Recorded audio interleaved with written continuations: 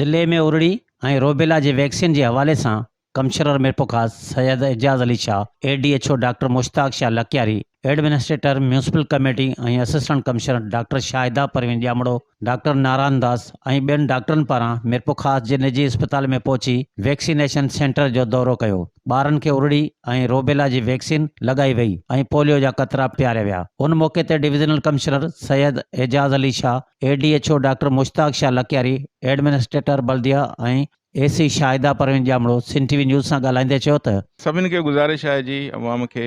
सभिनी सिटीज़न्स खे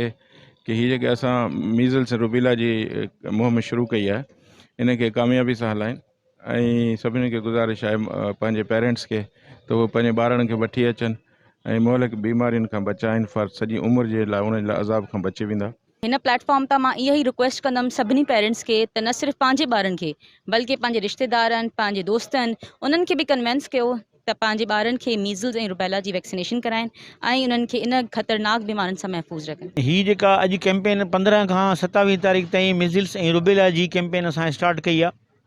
इहा 2 ॾींहं खनि असांखे तकलीफ़ हुई, जंहिंमें असांजे जेके दोस्त आहिनि या अदलियूं जेके हड़ताल ते हुयूं, हाणे अल्हम्दुलिल्लाह उहे वापसि अची विया आहिनि। उन्हनि जा गवर्नमेंट मुतालबा मञी वरिता आहिनि ऐं इंशाअल्लाह उन्हनि खे मैसेज बि मिली विया आहिनि ऐं अॼु खां बाक़ाइदा कल्ह खां वठी बल्कि अॼु